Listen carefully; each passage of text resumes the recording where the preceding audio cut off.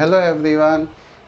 बात करते हैं अपने टॉपिक के बारे में। जो अपना टॉपिक था वो था ब्रोंस्टेड-लोवरी कॉन्सेप्ट। ठीक है, एसिड बेस का कॉन्सेप्ट है ब्रोंस्टेड-लोवरी कॉन्सेप्ट। इसके बारे में हम समझते हैं, बात करते हैं ब्रोंस्टेड-लोवरी कॉन्सेप्ट क्या होता है। ठीक है, ये कॉन्सेप्ट जो है एसिड और बेस को आइडेंटिफाई करने के लिए हम यूज़ करते हैं। ठीक है, ऐसा कॉन्सेप्ट जो एसिड बेस को आइडेंटिफाई करने के लिए यूज़ करते हैं उसको ब्रोंस्टेड-लोवरी कॉन्सेप्ट कहते हैं। बात करते हैं कैसे हम आइडेंटिफाई कर सकते हैं कि कौन सा सब्सटेंस एसिड है और कौन सा सब्सटेंस बेस है। तो हम बात करते हैं ऐसा मॉलिक्यूल जो कोई भी सब्सटेंस भी कह सकते हैं, क्या ऐसा कोई मॉलिक्यूल या कोई भी सब्सटेंस जो प्रोटॉन डोनर होता है। क्या होता है? प्रोटॉन डोनर होता है, वो तो क्या होता है? एसिड।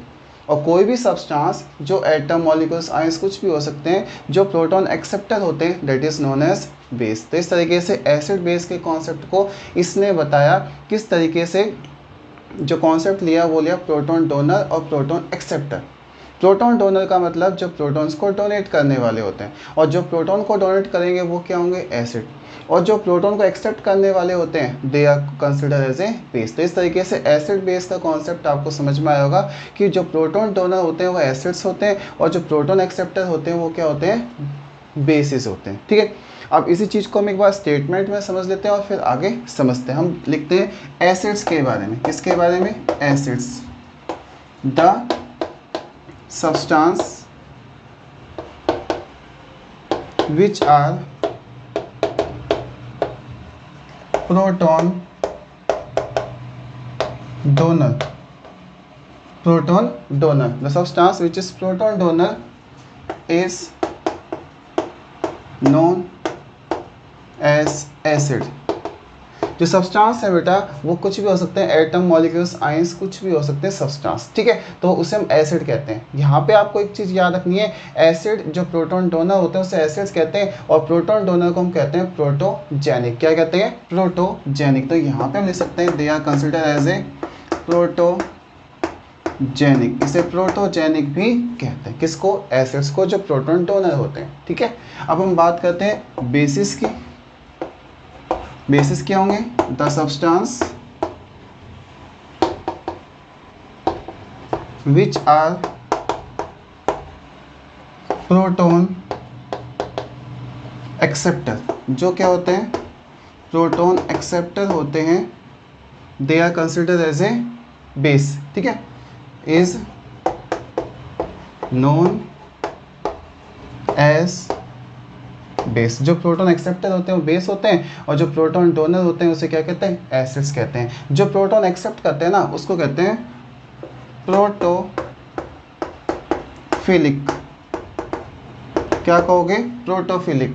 प्रोटोजेनिक का मतलब जो प्रोटॉन डोनर होते हैं they are consider as a protogenic, और जो प्रोटॉन को एक्सेप्ट करते हैं ना उसे प्रोटोफिलिक कहते हैं। ठीक है, तो इस तरीके से acid are the protogenic substance और bases are the protophilic substance. इस तरीके से प्रोटोजेनिक और प्रोटोफिलिक दो वर्ड्स हमें एसिड बेस के साथ समझ में आ गए हैं। ठीक है, अब हम बात करते हैं कुछ एग्जांपल जो इस कॉन्सेप्ट को हमें समझाए। ठीक है, तो एग्जांपल समझते हैं हम एसिड और बेसिस के। तो मैं एग्जांपल पॉइंट ऑफ व्यू से ब्रोंस्टेड-लोवरी कॉन्सेप्ट को अब मैं एक्सप्लेन कर रहा हूँ, तो आप ध्यान से देखेंगे और सुनेंगे। सबसे पहले बात करते हैं जो एसिड्स होते हैं या फिर बेसिस होते हैं वो कैसे हम आइडेंटिफाई कर सकते हैं किसी एग्जाम्पल में। तो मैं एग्जाम्पल लिख रहा हूँ इसमें।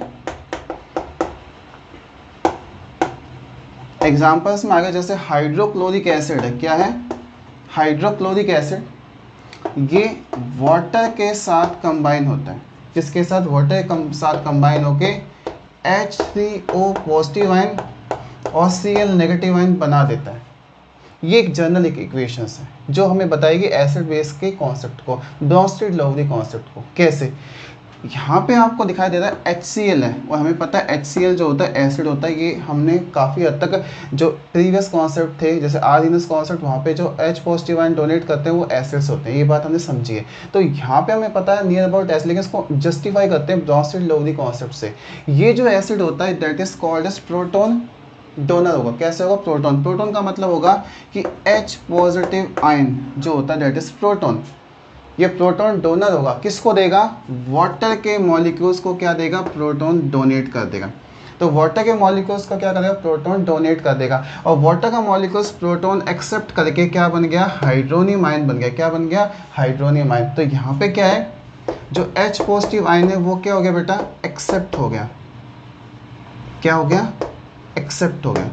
यहाँ पे एक्सेप्ट हुआ है प्रोटॉन, और यहाँ पे क्या हुआ बेटा, डोनर हुआ है, प्रोटॉन डोनर हुआ है। इसका मतलब जो HCl है वो तो क्या होगा बेटा, एसिड होगा। HCl क्या होगा बेटा, एसिड होगा। याद रखना HCl क्या होगा, यहाँ पे एक एसिड होगा। ये बात समझ में आ गई, HCl क्या है, एक एसिड। उसके बाद जो हाइड्रोनियम आयन है वो क्या होगा, प्रोटॉन एक्सेप्ट कर रहा है, इसका मतलब ये क्या होगा, एक बेस होगा।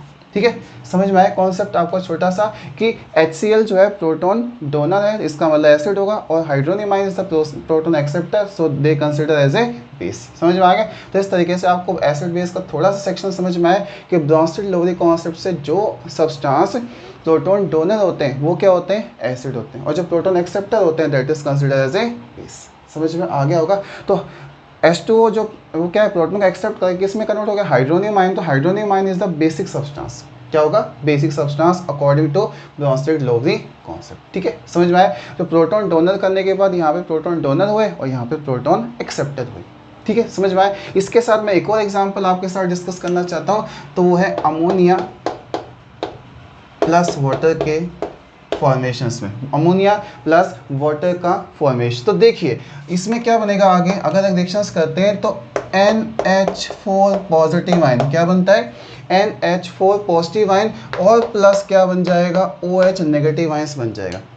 तो इसमें अगर हम आइडेंटिफाई करें कौन सा सब्सटेंस एसिड है, कौन सा सब्सटेंस बेस है, तो कैसे आइडेंटिफाई कर सकते हैं। आपको कहीं दिखाई दे रहा है कि कहीं पे H पॉजिटिव आयन इंक्रीज हो रहा है। आप देखो अमोनिया से अमोनियम आयन बन गया। अमोनिया में प्रोटॉन जो है वो 3 है, H पॉजिटिव आयन भी कह सकते हैं, वो 3 है, लेकिन यहाँ पे तो 4 हो गए। इसका मतलब यहाँ पे क्या हुआ बेटा, प्रोटॉन एक्सेप्टर। क्या हुआ यहाँ पे, प्रोटॉन एक्सेप्टर हुआ है, और जहाँ पे प्रोटॉन एक्सेप्टर होगा तो वो क्या होगा बेटा, बेस होगा। क्या होगा, बेस होगा। और किसने प्रोटॉन दिए, तो वाटर ने दिए, तो ये क्या होगा, प्रोटॉन डोनर होगा। प्रोटॉन डोनर होगा, और डोनर है तो इसका मतलब ये क्या होगा, एसिड होगा। समझ में आ गई बात। तो यहाँ पे वाटर जो है वो प्रोटॉन डोनर है, ठीक है, और अमोनियम जो अमोनिया है जो अमोनियम आयन में कन्वर्ट होगा दैट इज प्रोटॉन एक्सेप्टर। तो यहाँ पे वाटर इज द एसिड और अमोनिया इज द बेस। तो आप समझ रहे हो बेटा, इस केस में क्या था, वाटर जो है मॉलिक्यूल्स जो है वो H पॉजिटिव आयन गेन करके एसिड बेस बन रहा है, और यहाँ पे तो एसिड का काम कर रहा है।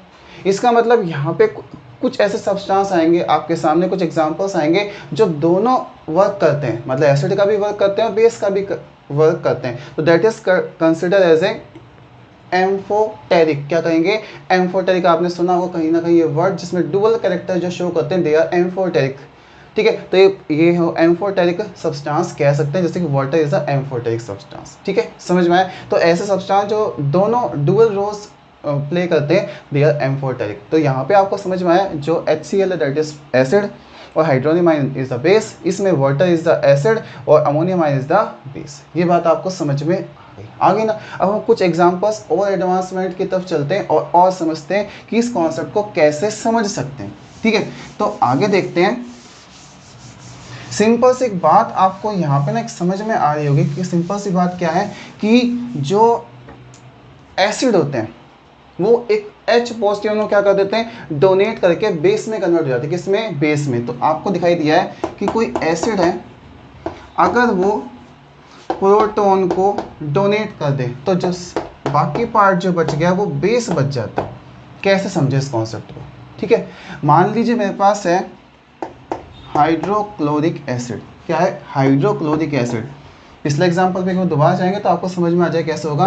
तो इसमें H पॉजिटिव आयन और plus Cl negative ion dissociate हुए, तो इसका मतलब हाइड्रो HCl जो है इसने H पॉजिटिव आयन डोनेट कर दिया, और बाकी जो पार्ट बच गया Cl नेगेटिव, नेगेटिव चार्ज इसके पास, मतलब इसके पास क्या है, नेगेटिव चार्ज है, और नेगेटिव वाला किसको, पॉजिटिव को अट्रैक्ट कर सकता है। क्या ये नेगेटिव जो चार्ज स्पीशीज है ये प्रोटॉन को क्या कर सकती है बेटा, एक्सेप्ट भी कर सकती है ना, क्योंकि इस पे क्या नेगेटिव चार्ज, नेगेटिव का मतलब पॉजिटिव, H पॉजिटिव आयन को क्या कर सकती है बेटा, अट्रैक्ट कर सकते हैं। H पॉजिटिव आयन जो कोई दूसरा सब्सटेंस डोनेट करेगा उसको एक्सेप्ट कर सकती है। इसका मतलब ये जो है ये बेस का भी काम कर सकते हैं। इसका मतलब किसी एसिड या किसी बेस का जो रेजिडुअल पार्ट होता है, यहाँ पे मैं एसिड का एग्जाम्पल बता रहा हूँ, एसिड का जो रेजिडुअल पार्ट है Cl negative, they are consider as a base, they क्या कंसिडर होगा, बेस। इसमें बेस को हम सिंपल बेस नहीं कह के हम इसको कंजुगेट सब बेस कह सकते हैं। क्या कह सकते हैं, कंजुगेट। तो मैं आपको यहाँ पे कॉन्सेप्ट समझाना चाहता हूँ कंजुगेट पेयर्स का। किसका, कंजुगेट पेयर्स का। ऐसे पेयर्स जिसमें डिफरेंस होता है H पॉजिटिव आयन का, जिसका डिफरेंस होता है H पॉजिटिव आयन का, या फिर आगे हम समझेंगे कैसे H पॉजिटिव आयन एक सब्सटेंस दूसरे सब्सटेंस पर डोनेट या H गेन हो सकता है। H पॉजिटिव आयन का जो डिफरेंस हो दो पेयर्स में, वो पेयर्स कहलाते हैं कंजुगेट पेयर। इसका मतलब HCl और Cl negative ion they are considered as a conjugate pair।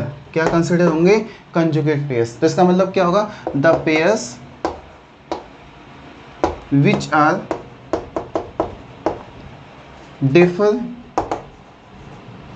by H positive ion, जो differ by H positive ion, differ by H positive ion is known as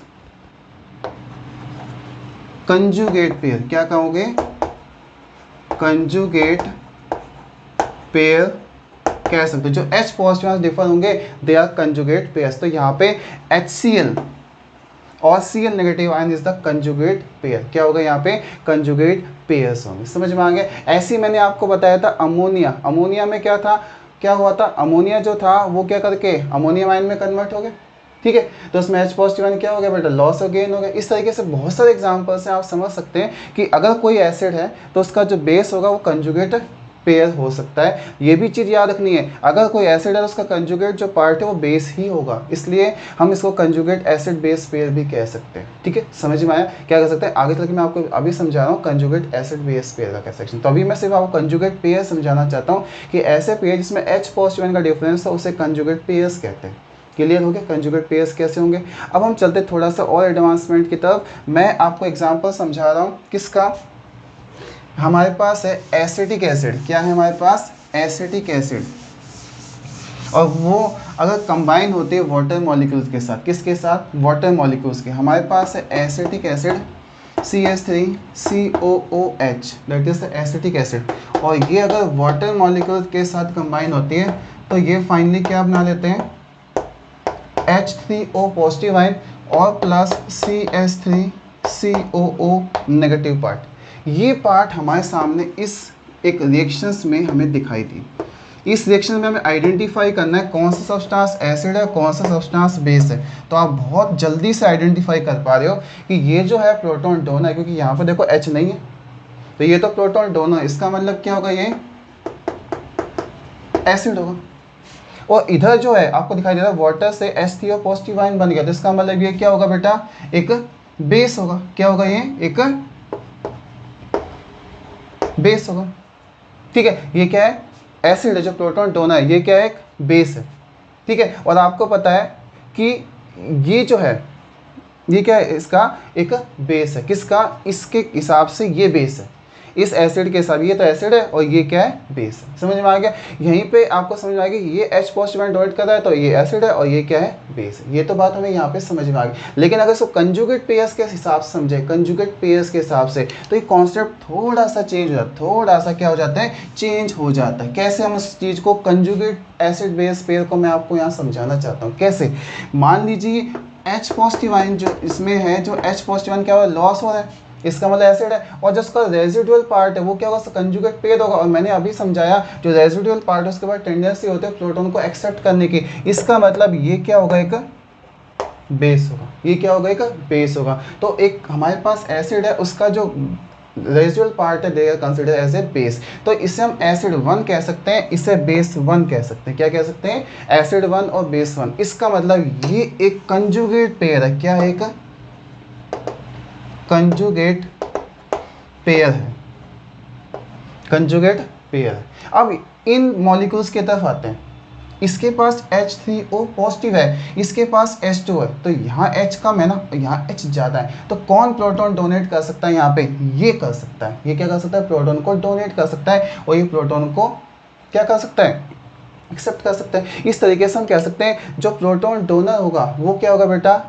acid होगा, और उसका दूसरा part क्या होगा? बेस होगा। इसका मतलब हम इसे कह सकते हैं एसिड, इसे कह सकते हैं एसिड, और इसका जो रेसिडुअल पार्ट है वो क्या होगा?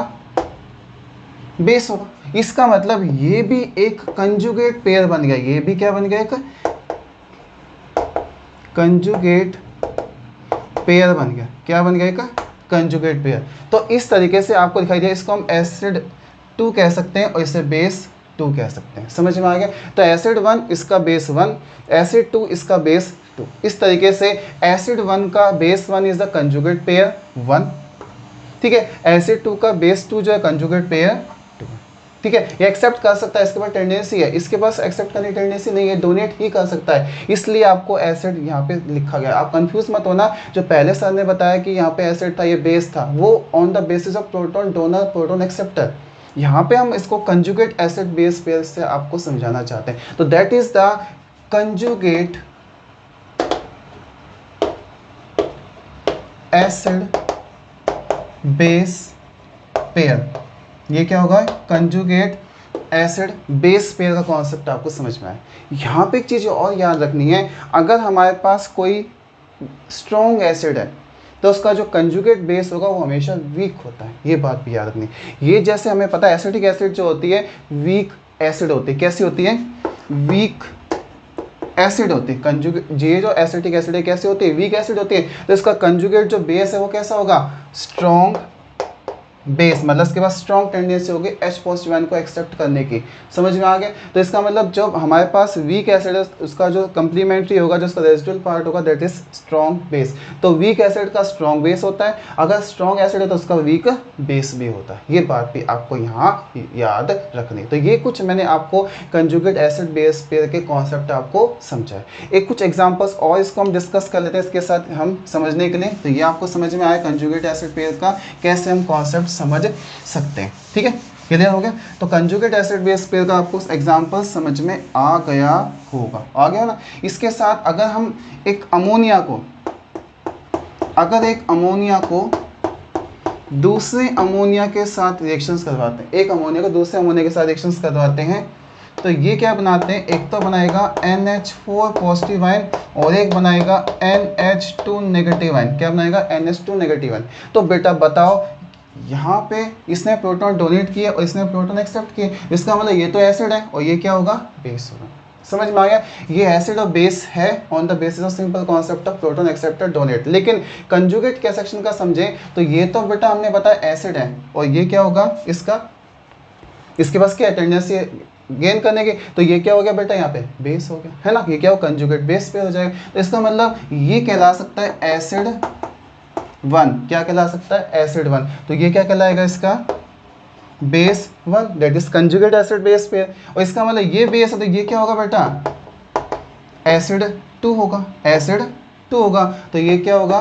बेस 2 होगा। तो ये कंजुगेट पेयर ये है और एक कंजुगेट पेयर ये है, that is the conjugate acid base pair. समझ में आ गया? कंजुगेट एसिड बेस पेयर को हम कैसे कर सकते हैं, समझ में आ गया? तो इस तरीके से conjugate acid base pair concept आप समझ सकते हैं। और एग्जांपल देखो, हाइड्रोजन साइनाइड, हमारे पास है हाइड्रोजन साइनाइड, और ये अगर वाटर के साथ कंबाइन होता है, किसके साथ? वाटर के साथ कंबाइन होता है, तो क्या बन सकता है?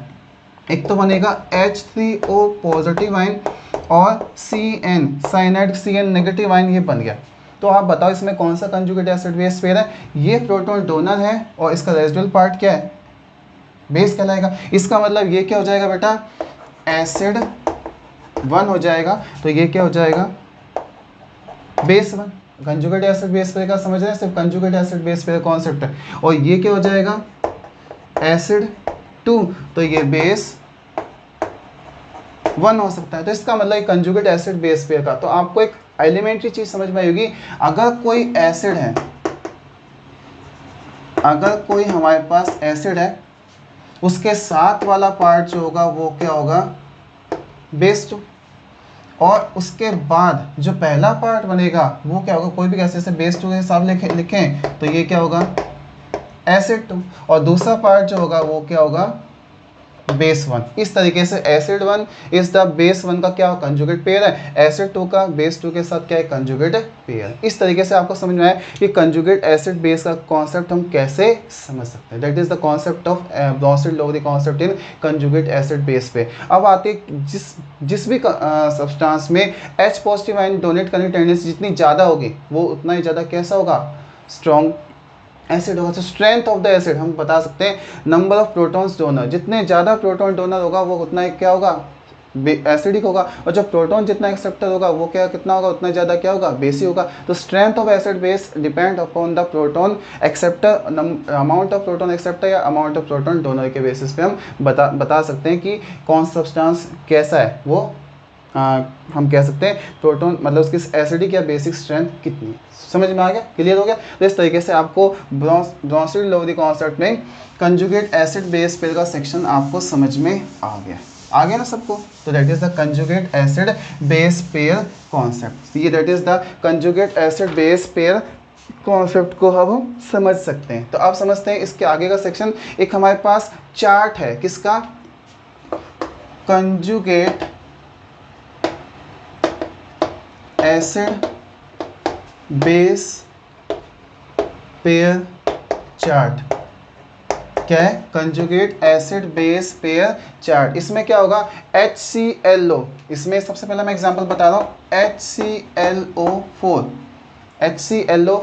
ठीक है, इसे परक्लोरिक एसिड कहते हैं। अगर परक्लोरिक एसिड जो है जो कि एक स्ट्रॉन्ग एसिड होता है, कैसा होता है स्ट्रॉन्ग एसिड, क्योंकि H पॉजिटिव आयन डोनेट करेगा तो इसका बेस क्या होगा, अगर हम H पॉजिटिव आयन और ClO4 नेगेटिव आयन बनाएं, समझ में आ गया, तो इसमें क्या होगा ClO4 नेगेटिव आयन जो इसका क्या होगा वीक बेस भी होगा क्योंकि कंजुगेट पेयर्स है। तो अगर ये स्ट्रॉन्ग एसिड है तो कंजुगेट पेयर कैसा होगा बेटा, वीक बेस होगा, ठीक है। तो स्ट्रॉन्ग, अगर हम एक चार्ट बनाए, इस चार्ट में सबसे ज़्यादा जो स्ट्रॉन्गर एसिड जो होता है वो परक्लोरिक एसिड होता है। कौन सा होता है, परक्लोरिक एसिड। इसके बाद अगर हम बात करें H2SO4, अगर H2SO4 अगर होगा तो कैसे बनेगा H positive plus HSO4 negative. इसका मतलब ये कैसा होगा स्ट्रॉन्ग एसिड होगा, ये क्या होगा स्ट्रॉन्ग एसिड होगा, और ये इसमें क्या होगा वीक बेस होगा, ठीक है। इस तरीके से वीक बेस हो सकते हैं।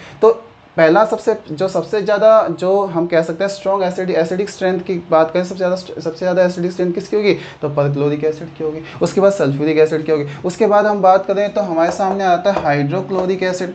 हाइड्रोक्लोरिक एसिड कैसे बनेगा, H पॉजिटिव आयन और Cl नेगेटिव आयन बनेगा। उसके बाद हम कह सकते हैं नाइट्रिक एसिड हो सकता है, HNO3 हो सकता है।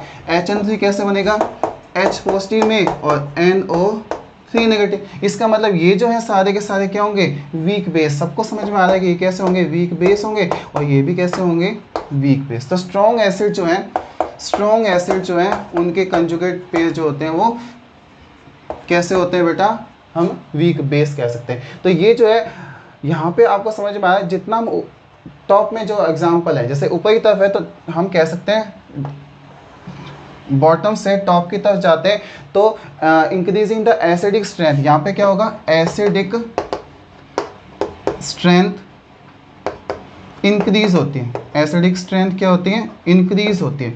इसके नीचे आता है वाटर मॉलिक्यूल्स, क्या आ सकते हैं वाटर मॉलिक्यूल्स। के बाद कौन सा आएगा बेटा, मैं आपको थोड़ा सा यहाँ समझाना चाहता हूँ कि वाटर मॉलिक्यूल्स इसके नीचे आ रहे हैं, क्या आएंगे H3O पॉजिटिव आयन किस में कन्वर्ट हो जाएगा बेटा, H पॉजिटिव आयन और वाटर में कन्वर्ट हो जाएगा, ठीक है। तो H3O पॉजिटिव आयन इससे ऊपर के जैसे perchloric acid, sulphuric acid, hydrochloric acid, nitric acid, they are considered as a strong acid. क्या कंसिडर होते हैं स्ट्रॉन्ग एसिड। और स्ट्रॉन्ग एसिड का जो कंजुगेट पेयर होता है वो हमेशा वीक बेस होता है। समझ में आ गया। अगर डाउन से एसिडिक स्ट्रेंथ ऊपर बढ़ रही है तो ऊपर नीचे की तरफ बेसिक स्ट्रेंथ क्या होगी, वो इंक्रीज होगी। तो टॉप टू बॉटम अगर की बात करें तो क्या होगी, बेसिक स्ट्रेंथ इंक्रीज होगी। क्या होगी, बेसिक स्ट्रेंथ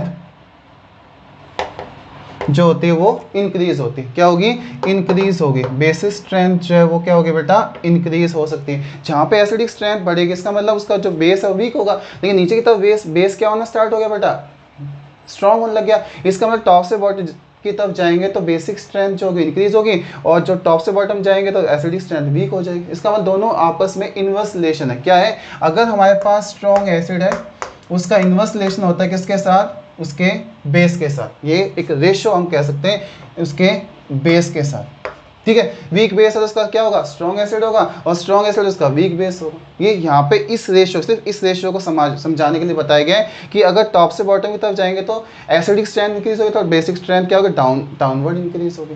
तो that is the chart for the conjugate acid base pair. कुछ मैंने एग्जांपल्स आपको बताए यहाँ पे। इसके बाद आ जाते हैं जैसे और एसिडिक एसिड जो थोड़े से लेस एसिडिक होते हैं, एसिडिक एसिड हो गया, कार्बोनिक एसिड हो गया, और लास्ट में नीचे की तरफ जाते हैं तो क्या होगा, बेसिक स्ट्रेंथ वाले कंपाउंड क्या आने वो स्टार्ट हो जाते हैं। बेसिक कंपाउंड वाले जैसे कि फिनोल हो गया, जैसे कि हमारे पास अमोनिया हो गया, जैसे कि मीथेन हो गया, है ना, मीथेन वगैरह जो होते हैं ये सब हम कहला सकते हैं जो बेसिक वाले होते हैं। तो इसके नीचे का सेक्शन जाएगा, जैसे ये स्ट्रॉन्ग का आया था, इसके बाद आ जाएगा थोड़ा सा मीडियम एसिड वाले। कौन से आ जाएंगे, मीडियम एसिड वाले आ जाएंगे। जैसे कि भाई हम लिख देते हैं, मान लीजिए मेरे पास है CH3COOH, इसका जो कंप्लीमेंट्री बनेगा कैसे बनेगा, CH3CO नेगेटिव बनेगा। इसका मतलब ये क्या है, एसिड तो है लेकिन कैसा होगा, ये वीक एसिड होगा। इसका जो कंजुगेट पेयर कैसा होगा, स्ट्रॉन्ग बेस होगा। आगे बात समझ में, तो पहले मैंने आपको बताया कंप्लीमेंट्री, आपको सेक्शन समझ में आ गया हो। इसके बाद मान लो मेरे पास carbonic acid H2CO3 that is the carbonic acid, तो क्या बनेगा, H पॉजिटिव आयन और CO3 2 नेगेटिव आयन, तो ये कैसा होगा, वीक एसिड होगा। तो ये क्या होगा, इसका स्ट्रॉन्ग बेस होगा।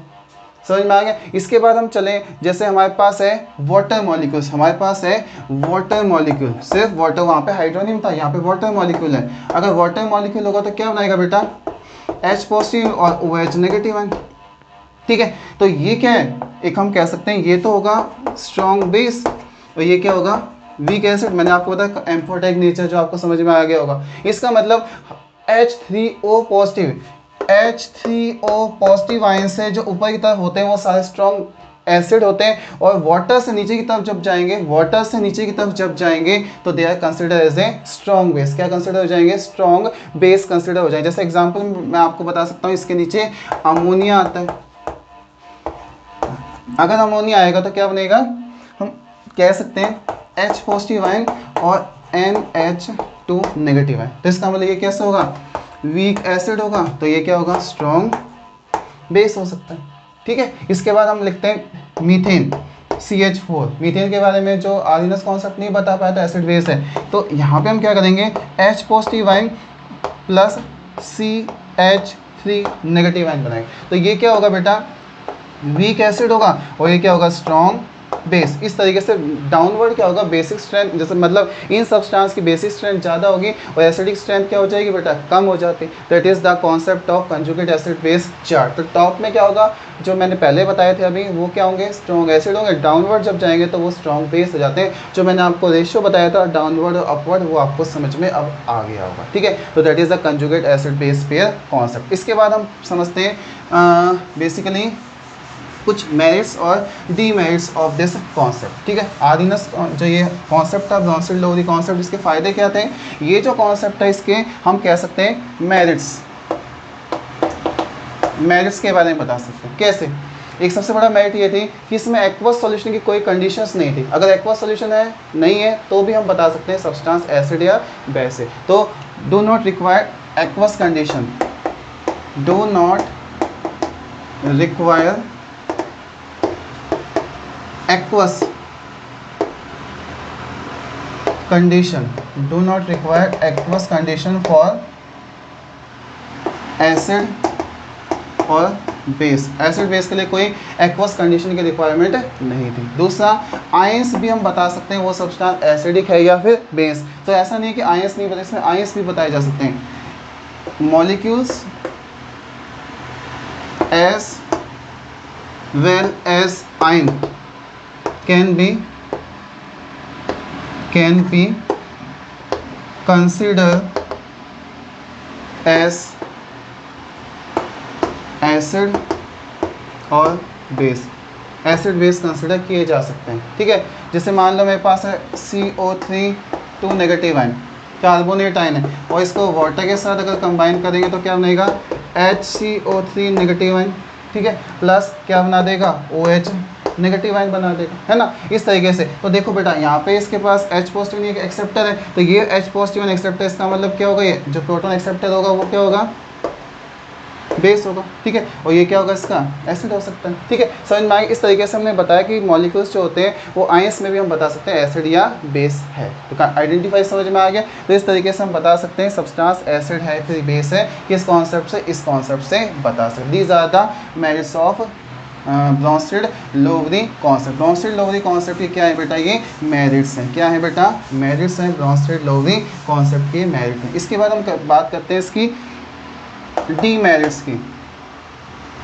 तो डीमेरिट्स में जैसे कुछ ऐसे कंपाउंड थे जिसमें डी ऑर्बिटल इंक्लूड होता है, उन कंपाउंड की हम एसिडिक बेसिक स्ट्रेंथ ब्रॉन्स्टेड-लोवरी कॉन्सेप्ट से नहीं बता सकते। जैसे कि हमारे पास है BF3, AlCl3, BCl3 etcetera, SF4, IS7, इन सब के जो कंपाउंड है इनके हम acidic basic strength basically Bronsted Lowry concept से नहीं बता सकते। कुछ ऐसे एक्सेप्शंस हैं जहाँ पे एक वर्क कम नहीं करता, तो इस तरीके से हम समझ सकते हैं कुछ फ़ायदे भी थे और कुछ नुकसान भी थे, दैट इज़ ब्रॉन्स्टेड-लोवरी कॉन्सेप्ट। तो यहाँ आके आपको Bronsted Lowry concept conjugate acid base पे क्रॉस सेक्शन आपको बहुत अच्छे से समझ में आ गया। तो ये टॉपिक आज यहाँ पे कंप्लीट हो गया, ठीक है, थैंक यू।